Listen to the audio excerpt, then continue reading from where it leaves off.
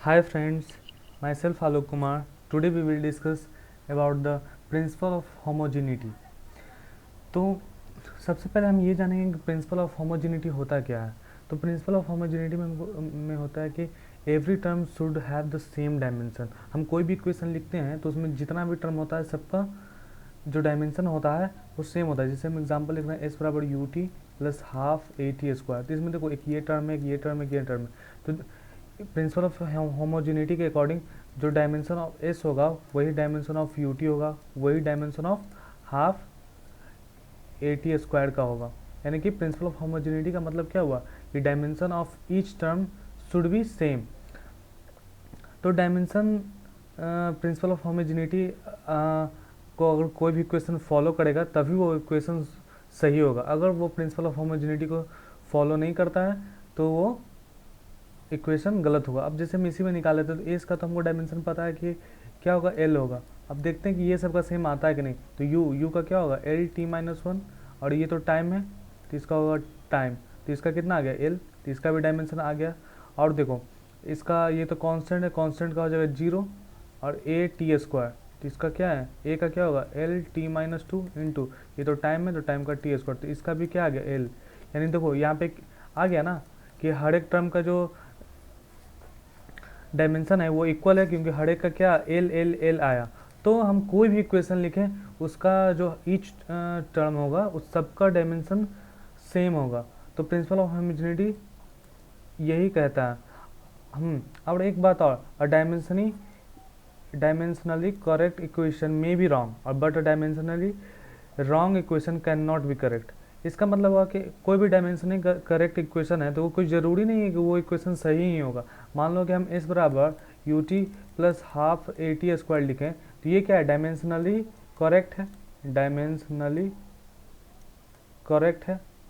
But अगर हम इस बराबर u t plus one by eight a t square लिखें, अगर ये तो ये भी क्या है, डायमेंशन करेक्ट है, क्योंकि इसका भी डायमेंशन एल आएगा, इसका भी डायमेंशन क्या आएगा एल आएगा, और ये तो कांस्टेंट है तो इसका भी डायमेंशन क्या आएगा एल आएगा।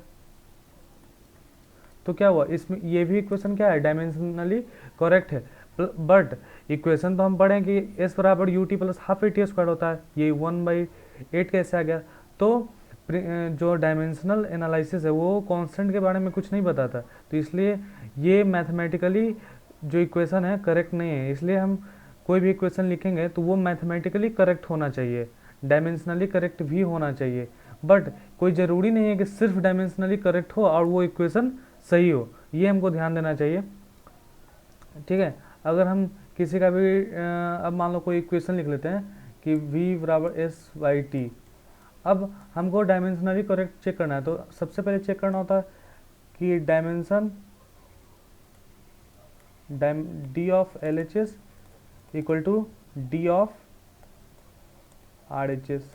अब एल एच एस और आर एच एस का है कि नहीं, अब ये देखो ये एल एच एस है, ये आर एच एस है, तो वी का हमको पता है कि एल टी माइनस वन होगा, ये हो गया। अब आर एच एस का चेक कर लो, आर एच एस में क्या है, ऊपर एस है तो एस का एल होगा, नीचे टी है तो टी का टी होगा।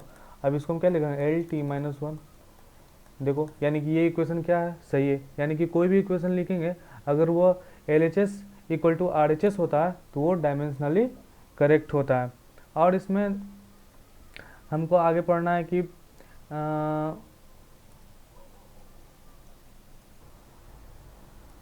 अब मान लो कि हम एक इक्वेशन लिखते हैं वी बराबर एस स्क्वायर बाई टी।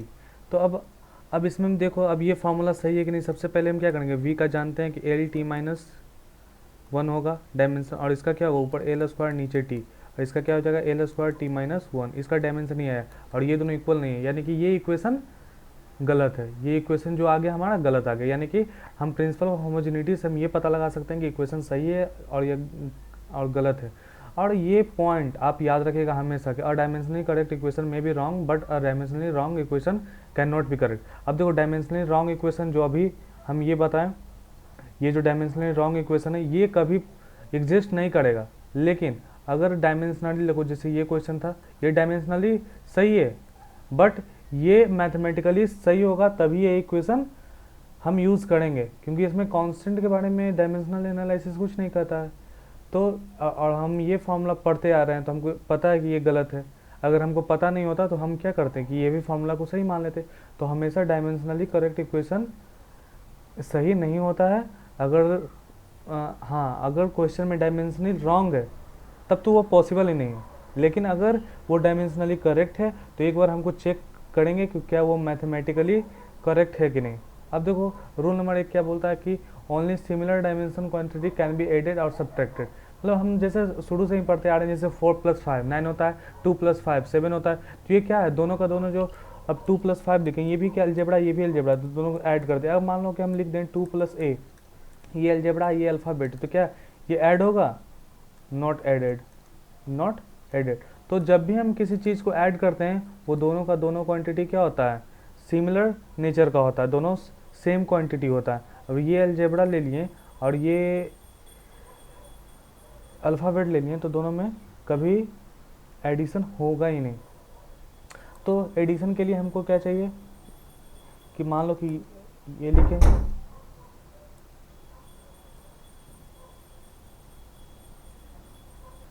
मान लो कि ये जो इक्वेशन हम जो लिख रहे हैं, मान लो कि ये यहाँ कुछ होगा प्लस, यहाँ समथिंग माइनस समथिंग, तो यहाँ पे जो आया तो ये तभी ऐड होगा जब ये तीनों का डायमेंशन जो है सिमिलर डायमेंशन हो। इसका डायमेंशन और इसका मान लो यहाँ ए है, ये बी है, ये सी है और यहाँ पे डी आया, तो यहाँ पर होना चाहिए कि ए का जो डायमेंशन होगा वो बी के बराबर होगा, इक्वल टू सी होगा, इक्वल टू डी होगा।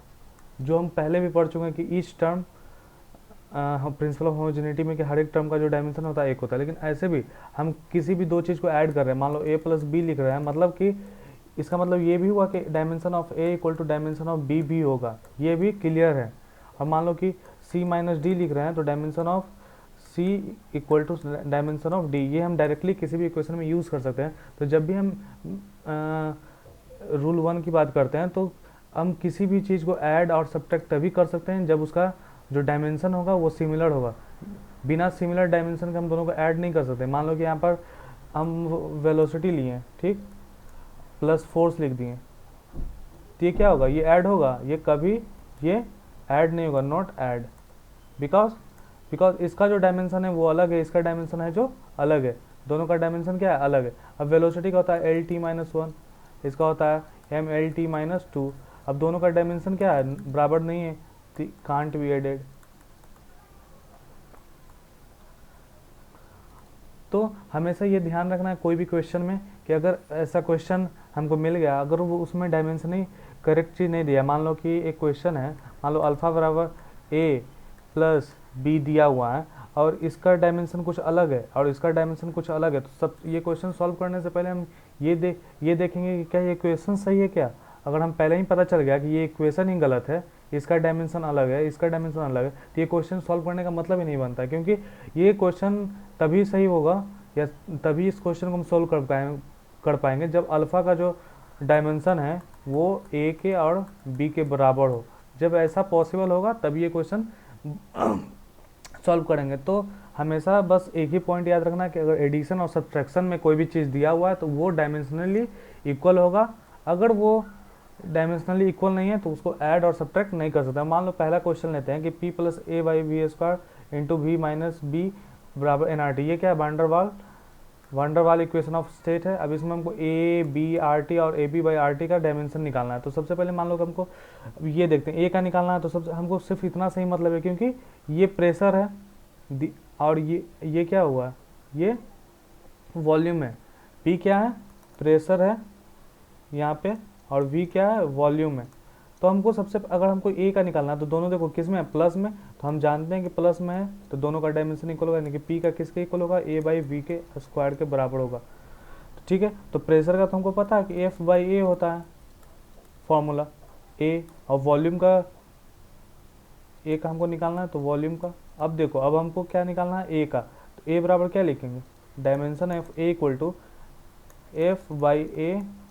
अब ये मल्टीप्लाई हो जाएगा उधर जाकर, ये क्रॉस मल्टीप्लिकेशन हो जाएगा। अब देखो अब यहाँ पर f का क्या होता है, MLT - 2, और नीचे एरिया है, एरिया का क्या होगा, L² × वॉल्यूम है, वॉल्यूम स्क्वायर यानी कि L³ गुना L³ हो जाएगा। अब dimension of a equal to क्या हो जाएगा, m लिख दिए, एल देखो ऊपर 3 3 6 1 7 है, 7 में से 2 गया तो 5 ml 5। अब देखो इसमें टी 2 बच रहा है तो t-2 लिख दिए, तो ये किसका डायमेंशन आ गया, ए का। ठीक है, अब हमको बी का निकालना है, तो बी का डायमेंशन क्या होगा, तो बी के लिए हमको सबसे पहले इक्वेशन देखना होगा।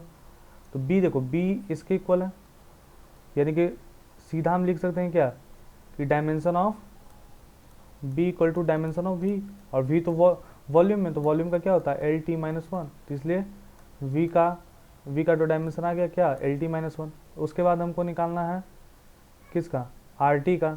अब RT का निकालना है तो RT का डायमेंशन क्या होगा, अब देखो RT का जो डायमेंशन आएगा तो वहाँ पे देखो इक्वेशन में, अब इसका हमको ये निकालना है डायमेंशन, तो सब इसका डायमेंशन इस पे और इस पे डिपेंड करेगा। इसका ये क्या है पूरा, इसमें जो डायमेंशन आया है वो प्रेशर वाला है, ये पूरा किसके इक्वल है, प्रेशर के, और ये पूरा किसके इक्वल है, वॉल्यूम के। यानी कि इसका जो डायमेंशन है प्रेशर वाला होगा, इसका डायमेंशन है जो वॉल्यूम होगा। जब दोनों का मल्टीप्लाई कर देंगे तब तो RT का डायमेंशन आ जाएगा। n तो कांस्टेंट है तो इससे कोई इफेक्ट पड़ेगा नहीं, तो RT के लिए क्या होगा, इधर प्रेशर वाला हमको डायमेंशन यूज होगा, फिर एक वॉल्यूम वाला यूज होगा। तो प्रेशर का तो होता है mL-T-2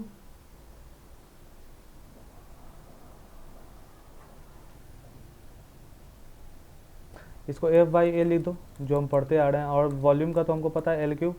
अब देखो तो ये क्या हो जाएगा हमारा, F बराबर क्या हो जाएगा mL-T-2, नीचे हो जाएगा L² इंटू L3। अब ऊपर बचा mL4 तो mL2 बचेगा, mL2T-2। ये जो आया हमारा किसका आ गया, ये RT का आ गया। अब हमको आगे पढ़ना है, ये तो RT का डायमेंशन आ गया। अब हमको आगे निकालना है किसका, AB/RT का डायमेंशन। अब देखो हम A का निकाल चुके हैं, B का निकाल चुके हैं, RT का पता, A का कितना आया था mL5, देखो mL5T-2 आया था, mL5T-2 इंटू B का आया था कितना है, सॉरी यहाँ पे हम एक करेक्शन करना चाहेंगे, ये तो वॉल्यूम है, तो वॉल्यूम का तो ये गलत लिख दिए थे हम, सिर्फ L3 होगा यहाँ पे, L3 होगा। क्यों, क्योंकि ये वॉल्यूम है ना, तो वॉल्यूम का तो L3 होता है, तो ये L3 होगा। हम उसको ध्यान नहीं दिए, ये करेक्शन कर लेना कि वॉल्यूम का क्या होता है L3 होता है। तो V का हमारा क्या हो जाएगा L3 हो जाएगा, और नीचे RT का तो हमको आ चुका, क्या आया mL2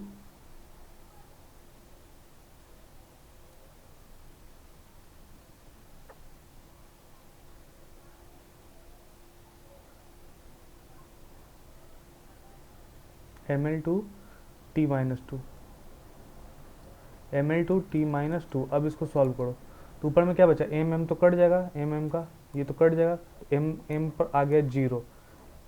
अब L पे कितना आएगा, तो 5 3 8, 8 में से 2 गया 6।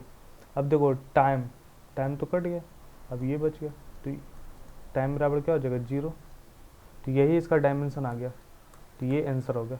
अब उसी तरह सेकंड क्वेश्चन है हमारा ये a बराबर AT plus BT² plus CT/D plus T² दिया हुआ है। इसमें हमको ABCD का क्या चाहिए, डायमेंशन चाहिए। यहाँ पर A क्या है, एक्सेलरेशन है, और T क्या है, टाइम। यानी कि A का अगर हम बोलें तो ये किसके इक्वल होगा, ये AT के इक्वल होगा प्लस BT² के इक्वल होगा, इसका dimension equal to CT/D plus T² का होगा। ये इक्वेशन एक समझ में आया, क्यों, क्योंकि हम पढ़ चुके हैं कि प्रिंसिपल ऑफ होमोजेनिटी के कारण कि हर एक टर्म का जो डायमेंशन होता है और इक्वल होता है, और ये भी जानते हैं कि अगर कोई भी टर्म प्लस में है तो सबका डायमेंशन इक्वल होगा, क्योंकि तभी ऐड होगा। एक ये निकल गया। अब यहाँ पे देखो ये दोनों भी प्लस में, तो D का और T² का डायमेंशन क्या होगा, सेम होगा। तो सबसे पहले हम D का निकालते हैं, तो D का कितना आ जाएगा, यहाँ पे T² है तो T² आ गया, तो ये डायमेंशन किसका आ गया, D का। अब हमको A का निकालना है, A के निकालने के लिए हम ये इक्वेशन का यूज़ करेंगे, तो AT इक्वल टू कितना हो जाएगा, अब एक्सेलरेशन का हमको पता है कि LT-2 होता है, तो ए इक्वल टू क्या हो जाएगा एल टी माइनस टू, और ये टी है जो नीचे जाएगा तो टी, तो इसका हो गया एल टी माइनस वन। ये किसका आ गया ए का। अब हमको निकालना है किसका बी का।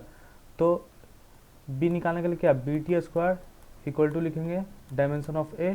तो बी बराबर क्या हो जाएगा ऊपर यहाँ तो ये टी नीचे आ जाएगा, और ए का तो हमको पता है a L T minus two divided by T square. Sorry यहाँ पे T to the power minus two है और ये पावर ऊपर जाएगा तो यहाँ पर माइनस थ्री आएगा।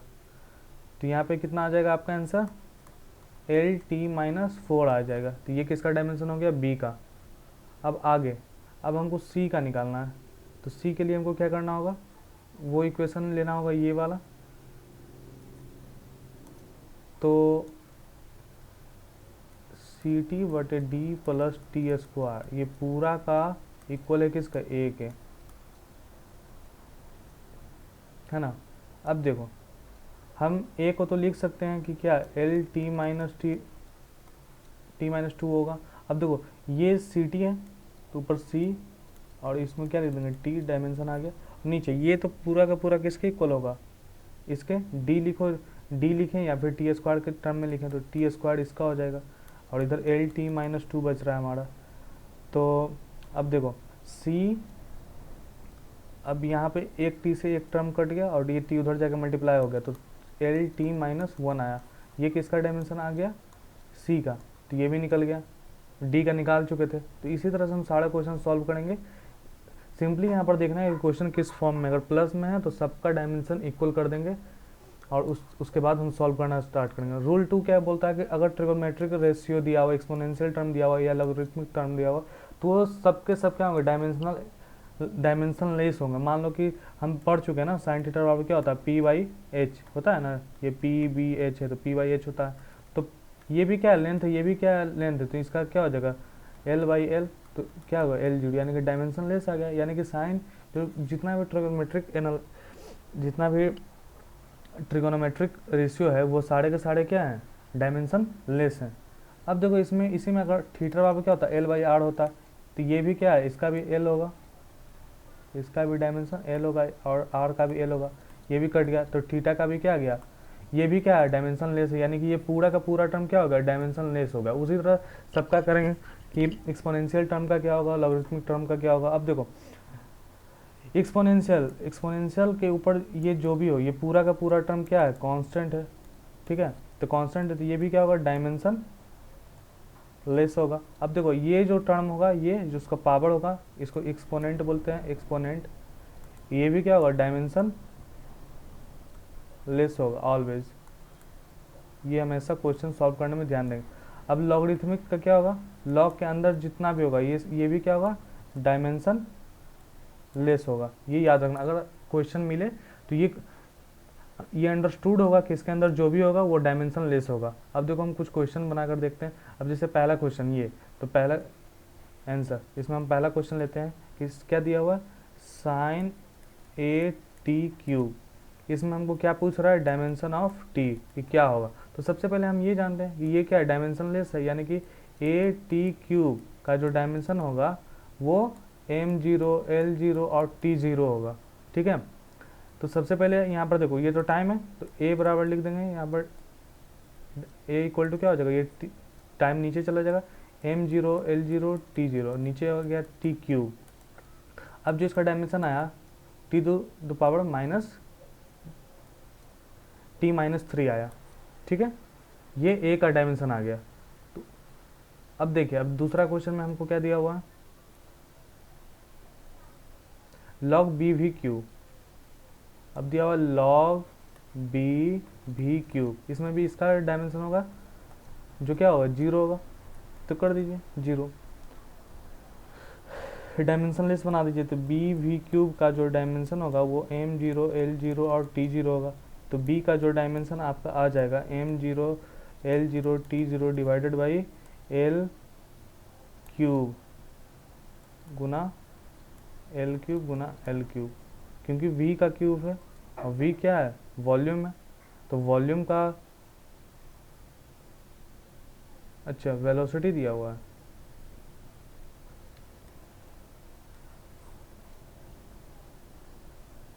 वेलोसिटी दिया हुआ है तो इसको चेंज करना होगा।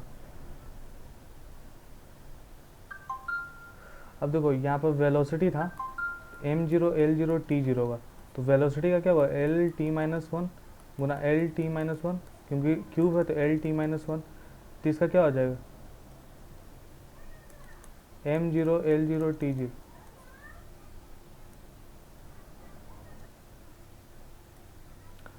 अब नीचे क्या हो जाएगा एल क्यूब और टी माइनस थ्री, तो यही टर्म ऊपर चला जाएगा तो एल क्यूब हो जाएगा और टी क्यूब हो जाएगा। तो ये जो डायमेंशन आया वो किसका आ गया, बी का आया। ये किसका डायमेंशन आ गया, हमारा बी का। अब तीसरा क्वेश्चन हम सॉल्व करेंगे। तीसरा क्वेश्चन दिया हुआ है हमारा alpha equal to F S square sine beta T square. यहाँ पर एफ फोर्स है, एस डिस्टेंस है, टी टाइम है। अब इसमें हमको निकालना है अल्फा का बीटा का जो डायमेंशन क्या होगा। तो सबसे पहले बीटा का निकालते हैं, तो बीटा टी स्क्वायर का जो डायमेंशन होगा वो m0 l0 t0 होगा। अब देखो तो बीटा का जो डायमेंशन आ जाएगा, ये टी नीचे जाएगा तो टी स्क्वायर यानी कि टी माइनस टू हो जाएगा इसका डायमेंशन। उसी तरह अगर हम ये पूरा का पूरा तो क्या हो गया डायमेंशन लेस हो गया इसका, तो m0 l0 t0 होगा पूरा का पूरा। तो अब अल्फा का जो डायमेंशन डिपेंड करेगा वो only depends on F S by S square, ये दोनों, क्योंकि ये जो पूरा टर्म है क्या है डायमेंशन लेस है। तो अब इसका क्या होगा, एफ का तो हमको पता है M L T minus two होता है और एस तो डिस्टेंस है तो एल स्क्वायर हो जाएगा। तो यहाँ पर आ गया M L minus one T minus two. तो इसी तरह से हम ये क्वेश्चन सॉल्व करेंगे। अल्फा का निकल गया, बीटा का निकल गया। अब आगे एक रूल पढ़ना है n1 into u one equal to n2 into u two. अब n1 क्या है न्यूमेरिकल वैल्यू, ठीक है, u1 क्या है यूनिट है। उसी तरह n2 क्या है, ये भी न्यूमेरिकल वैल्यू, u2 भी क्या है यूनिट है।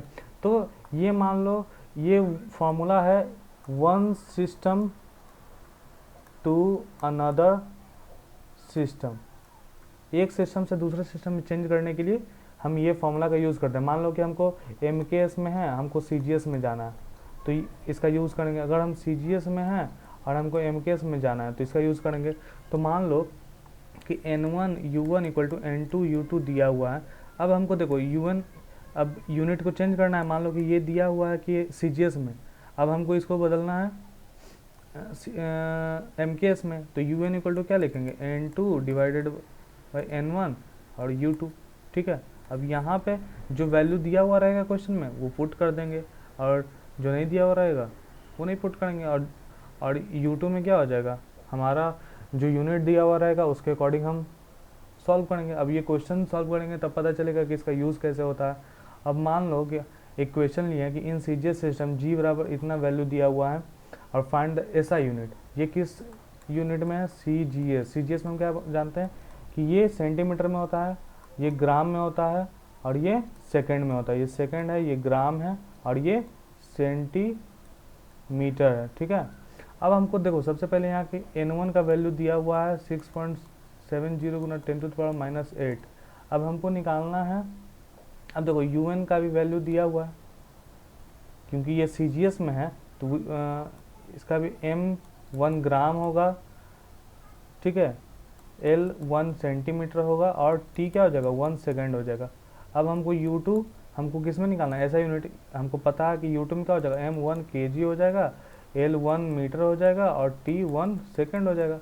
अब हमको सिर्फ n2 का पता n2 निकालना है, तो सबसे पहले हमको n2 निकालना होगा।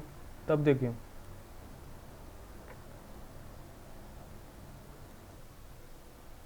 अब देखिए इसका हमको वैल्यू ही निकालना है ना कि ऐसा यूनिट में वैल्यू कितना होता है। तो हम n2 बराबर क्या लिखेंगे n1 u1 divided by u2। अब n1 का तो वैल्यू हमको पता है कि होता है दिया हुआ 6.70 इंटू 10⁻⁻8, ठीक है। अब u1, तो u1 क्या है किस फॉर्म में है, अब देखो m, अब सबसे पहले हाँ अब इस पे पावर देना होगा ना, तो ये क्या है g है, तो सबसे पहले हमको g का क्या जानना होगा कि इसका डायमेंशनल फार्मूला क्या होता है। और ये हम बता चुके हैं पहले वाले क्लास में कि g का डायमेंशनल फार्मूला क्या होता है। g का डायमेंशनल फार्मूला होता है m-1 l³ t-2, ये याद रखना है कि g इक्वल टू क्या होता है, m-1 L3 T-2। अब इसी फॉर्मूला के अनुसार पे हम पावर देंगे। अब देखो m1/m2 हो जाएगा, तो इस पे पावर -1 पड़ेगा, क्योंकि u1/u2 है ना, u1 में भी तो m, यहाँ पे जो मास आया ये m1 मान लो, इसको L1 मान लो, इसको T1 मान लो, इसको m2, इसको L2, इसको T2 मान लो। तो m1/m2 L1/L2 और T1/T2 का तो रेशियो आएगा ना, लेकिन इस पर पावर क्या है वो तो ये डिसाइड करेगा। अब देखो L1/L2, अब इस पर पावर कितना है, क्यूब, तो क्यूब दे दो। अब उसके बाद T1/T2, इस पर पावर कितना है, -2, तो -2 दे दो। अब देखो, अब इसको हमको सॉल्व करना है, तो सबसे पहले क्या करना होगा, 6 × 70 जो है पहले लिखो। उसके बाद अब हमको पता है कि हमको चेंज किस में करना है, जो m1 ये जो ग्राम में दिया हुआ है इसको हमको चेंज करना है किस में, केजी में। तो इसके लिए क्या करना होगा, ये किस में दिया हुआ है, ग्राम में, और ये किस में दिया हुआ, केजी में। तो हमको चेंज करना है तो क्या करना होगा, दोनों को एक बनाना है तो क्या करना होगा, अब ग्राम को हमको केजी में बदलना है तो क्या करना होगा, इसमें 1000 से डिवाइड करना होगा, तो 1000 से डिवाइड कर दो, ठीक है। तो ये दोनों कट जाएगा, टर्म चेंज हो जाएगा। मान लो कि इसको कट करना है तो कैसे करोगे, या तो इसको केजी में बदल दो या तो इसको ग्राम में बदल दो। तो ऊपर मान लो कि ग्राम है और नीचे केजी है, तो क्या करेंगे, 1 ग्राम है तो 1 ग्राम को केजी में बदलने के लिए तो 1/1000 केजी हो जाएगा। तो ऊपर भी केजी आ गया और नीचे भी केजी, तो केजी केजी कट गया, तो बचेगा सिर्फ ये, इसका पावर -1। अब देखिए, अब यहाँ पे सेंटीमीटर है, यहाँ पर मीटर स्क्वायर है। अब इसमें क्या है, ये सेंटीमीटर में है और ये मीटर में है, तो इसको भी बदलना है सेंटीमीटर, तो 1/100 100 कर देंगे, क्योंकि सेंटीमीटर को मीटर में बदलने के लिए ये सेंटीमीटर में है,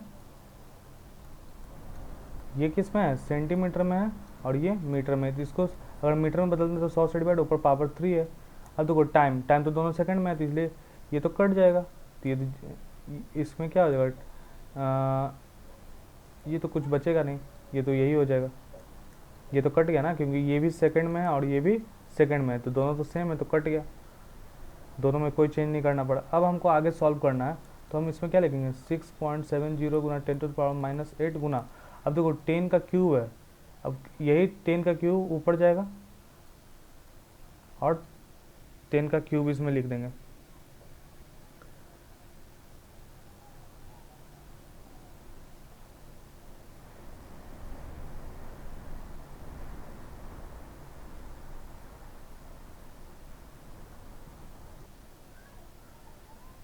अब देखो, तो यहाँ पर 10⁻³ हम लोग का आ गया ये, और इस पर पावर क्या है, -1, ठीक है। अब देखो यहाँ पे क्या है, 10⁻² का क्यूब। अब इसी को हमको आगे सॉल्व करना है कि आगे क्या आएगा। अब देखो 6.70 गुना 10⁻⁻8 बचा, इसमें देखो इसको पहले लिखते हैं, तो 10³ है, तो 2 को 3 बार हम ऐड करेंगे तो क्या हो जाएगा, -6, क्योंकि मल्टीप्लिकेशन इसको 3 टाइम्स करना होगा ना, क्योंकि क्यूब है तो मल्टीप्लिकेशन में तो पावर ऐड हो जाता है, तो -2 + -2 प्लस -2, तो -6 हो गया इंटू। अब इसको करते हैं, अब ये क्या हो जाएगा, -1 है पावर, यानी कि नीचे चला जाएगा। अब आगे हम इसको सॉल्व करते हैं, ऊपर बचा 10⁻⁻6, अब ये ऊपर जाएगा तो 10³ बचेगा। अब गुना में ये सब तीनों का तीनों किस में है, मल्टीप्लिकेशन में है, तो पावर क्या हो जाएगा, ऐड हो जाएगा, तो पावर ऐड कर दीजिए। 6.70 गुना 10⁻, हो गया आपका 14 - 11, यही आपका आंसर आ गया।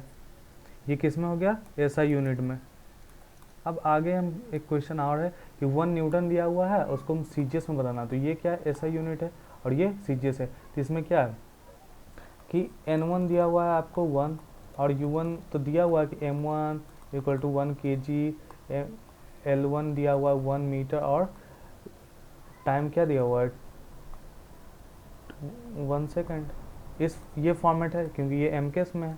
अब हमको U2 पता है कि दिया हुआ M2 = 1 ग्राम, अगर L2 = 1 सेंटीमीटर और T2 = 1 सेकेंड।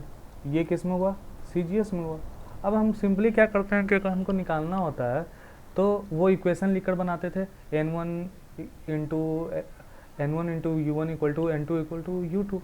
अब हमको सिंपली अगर ऐसा करना हो तो बार बार हम इक्वेशन नहीं लिखेंगे, हमको जल्दी बनाना होता है। तो उसके लिए हमको क्या करना होगा, डायरेक्टली हमको ये देखना है कि ये किस यूनिट में है, MKS में। हमको जाना किस यूनिट में है, CGS में। तो हमको पता है सब, हमको माइंड में बस ये रखना है कि कौन से सिस्टम में मास, लेंथ और सेकंड जो टाइम होता है वो किस फॉर्मेट में होता है। जैसे MKS में मास kg में होता है, L मीटर में होता है और टाइम जो होता है वो सेकंड में होता है। तो उसी तरह CGS में M ग्राम में होता है और L सेंटीमीटर में होता है और टाइम सेकंड में होता है। तो हमको चेंज करना है MKS टू, हमको अभी किधर जाना है, MKS टू CGS जाना है। तो सिंपली इसमें क्या चेंज होगा, मास जो kg में होगा वो ग्राम में बदल जाएगा, और क्या होगा, और क्या होगा, जो मीटर है वो किस में चेंज हो जाएगा, सेंटीमीटर में चेंज हो जाएगा। और क्या चेंज हो जाएगा, और जो टाइम है वो सेकंड में होगा, वो भी सेकंड में ही रहेगा। बस यही चेंज। तो चेंज इसमें नहीं हो रहा है, चेंज इसमें नहीं हो रहा है, सिर्फ ये दोनों में क्या हो रहा है, चेंज हो रहा है। तो हमको इधर से इधर जाना है ना। तो ये बड़ा क्वांटिटी हमको पता है कि 1 kg बराबर 1000 ग्राम होता है।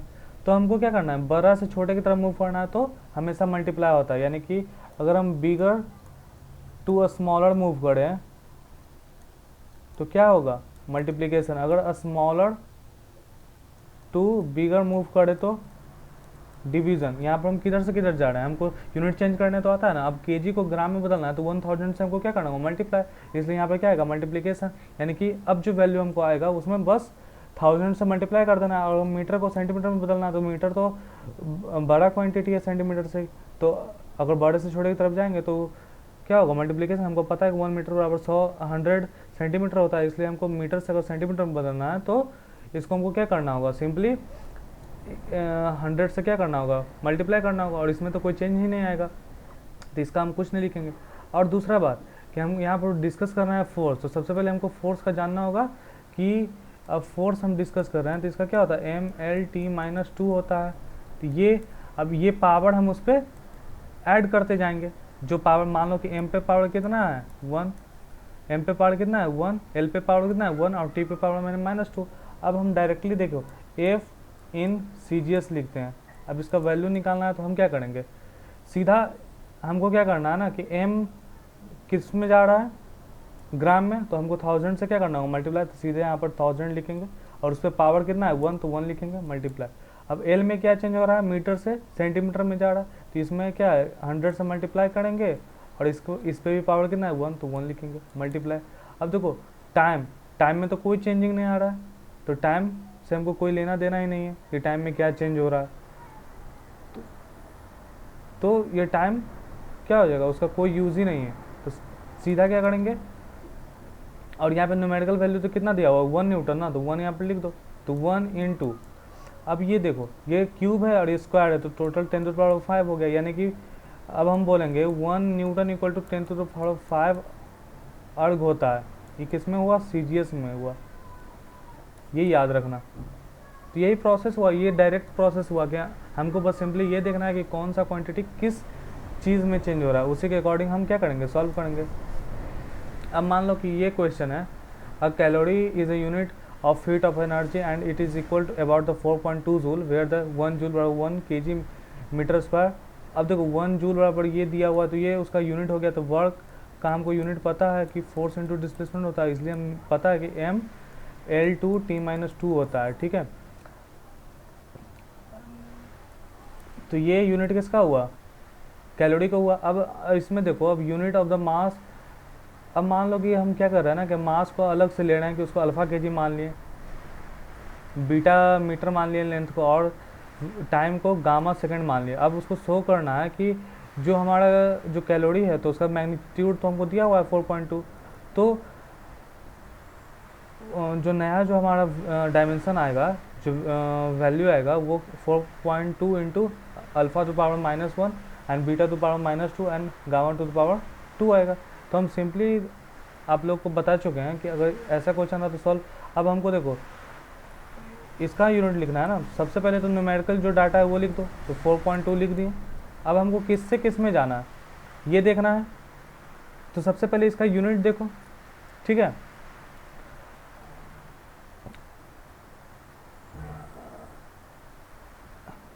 यूनिट देख लो।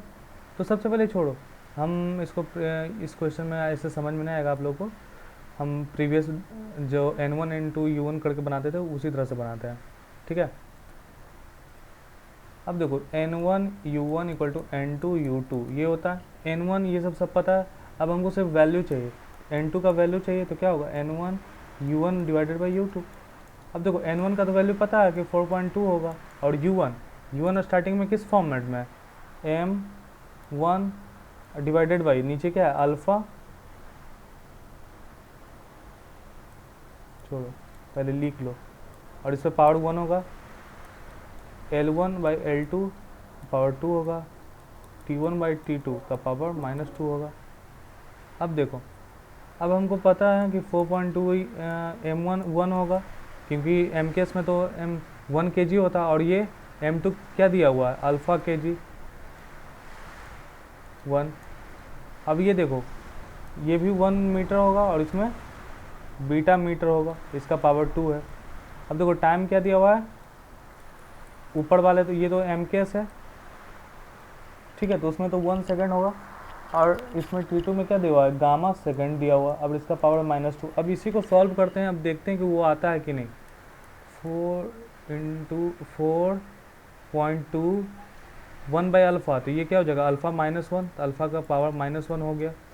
अब देखो तो बीटा का पावर कितना हो गया -2, बीटा का पावर -2 हो गया, और गामा का पावर -1 इंटू -2, तो गामा का स्क्वायर हो गया,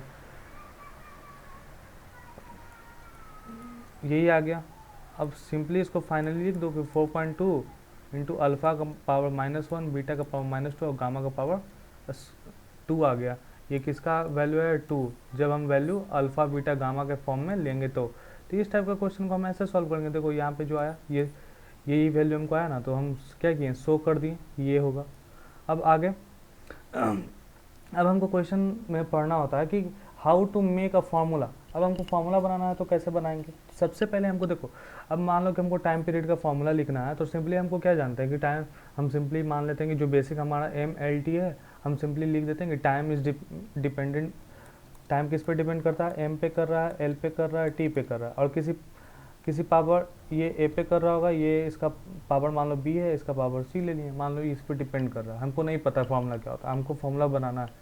तो अब आगे हम क्या करेंगे, तो T इक्वल टू क्या लिखेंगे। अब इसको प्रोपोर्शनलिटी को हटाने के लिए हम एक कांस्टेंट लेंगे K M to the power A। अब देखो, अब ये किस पे डिपेंड करता है, किस पे, दिया हुआ है मास पे, तो मास ले लिए, लेंथ ले लिए, और ये एक्सेलरेशन ड्यू टू ग्रेविटी लिया है ना, तो यहाँ पर G लिख दीजिए, G का पावर C। तो यहाँ पर प्रोपोर्शनलिटी कांस्टेंट के यूज़ किए हैं ताकि ये प्रोपोर्शनलिटी हट जाए, तो M to the power A लिख दिए, L to the power B लिख दिए, और G to the power C लिख दिए। अब इसी को आगे सॉल्व करेंगे तो अपने आप फॉर्मूला आ जाएगा। अब देखो हम पढ़ चुके हैं प्रिंसिपल ऑफ होमोजेनिटी में कि LHS का जो डायमेंशन होगा वो RHS के बराबर होगा, यानी कि dimension of T equal to dimension of K M to the power A L to the power B G to the power C, इसका डायमेंशन के इक्वल होगा। अब देखो इसका तो इधर T आ गया, अब इसका K का तो कुछ नहीं होगा क्योंकि ये कांस्टेंट है, ये क्या है कांस्टेंट है। अब M का A है, तो M का देखो M का कितना हो जाएगा, इधर M का A आ गया, इधर L का B है, और G ये तो एक्सेलरेशन होता है, G क्या एक्सेलरेशन है, तो इसका तो L T-2 का पावर C हो जाएगा, ठीक है। अब इसी को हम आगे अच्छे से लिखते हैं, M का पावर A इसका होगा, L का पावर B होगा, और इसका हो जाएगा आपका L का पावर C हो जाएगा, और इसका T का पावर क्या हो जाएगा -2C हो जाएगा, ठीक है। अब इसी को इधर तो T है, अब इधर देखो M का पावर A हो जाएगा, और इधर L का पावर क्या हो जाएगा B प्लस C हो जाएगा, और T का पावर क्या होगा -2C हो जाएगा। अब देखिए यहाँ पे अब इधर क्या है, M का पावर 0 है, L का पावर 0 और T का पावर 1 है, M का पावर A, L का पावर B प्लस C और T का पावर -2C है। तो A बराबर क्या हो गया 0, b प्लस सी बराबर क्या आ गया 0, और माइनस 2c बराबर क्या आ गया 1, यानी कि c बराबर क्या आएगा माइनस हाफ।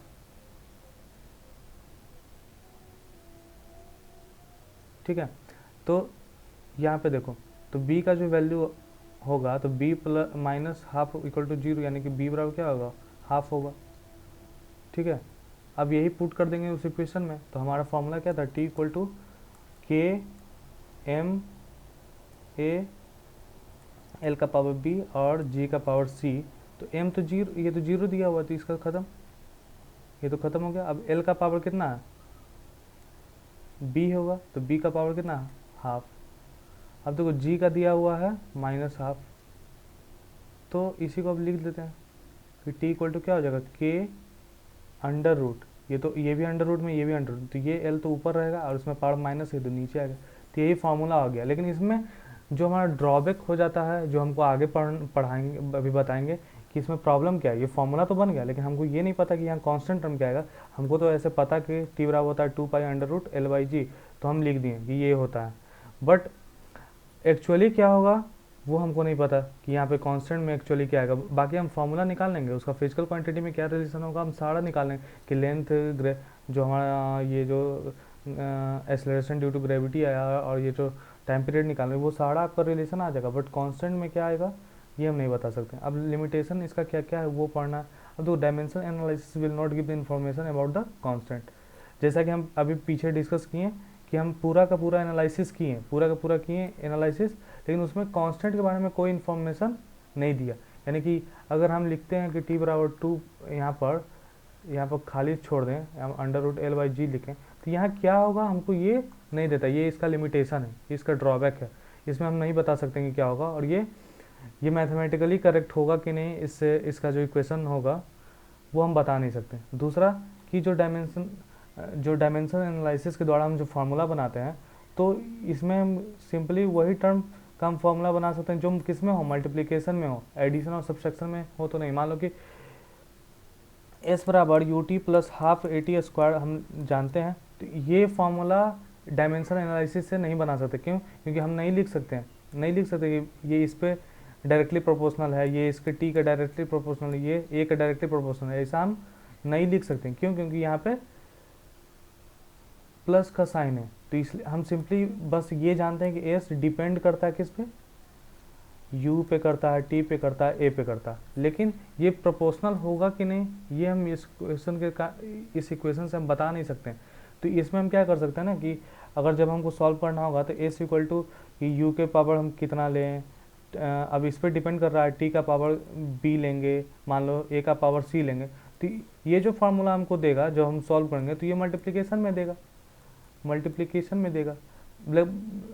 मल्टीप्लिकेशन में हमारा आंसर आएगा। जो हमारा आंसर आएगा वो किस फॉर्म में आएगा, अगर हम ये जो हमारा दिया हुआ है डाटा कि s depends on u t a, अगर हम इसको सॉल्व करें तो हमारा जो आंसर आएगा, जो फार्मूला बन के आएगा वो इस फॉर्म में कहीं आएगा मल्टीप्लिकेशन में। बट होता तो एक्चुअली क्या है, इस प्लस वाले फॉर्म में होता है, s बराबर u t plus half a t square. So तो ये भी इसका ड्रॉबैक है डायमेंशन एनालिसिस का, कि हम जब भी कोई इक्वेशन जिसमें एडिशन हो, सब्सट्रैक्शन हो, उस टाइप के क्वेश्चन को हम इसे सॉल्व नहीं कर सकते हैं। सिंपली अगर कोई भी फार्मूला ओनली मल्टीप्लिकेशन में हो, डिवीज़न में हो, तब इसका हम यूज़ कर सकते हैं, अदरवाइज नहीं कर सकते हैं, उसके लिए ये फेल हो जाएगा। Thank you. ये पूरा का पूरा आपका यूनिट एंड डायमेंशन का जो रूल्स था कि कैसे हम बनाते हैं, प्रिंसिपल ऑफ होमोजेनिटी कैसे यूज़ करते हैं, हम किसी को डायमेंशनली करेक्ट कैसे करते हैं, ये सारा का सारा इसमें हम डिस्कस कर चुके हैं। अब आगे वाले वीडियो में देखेंगे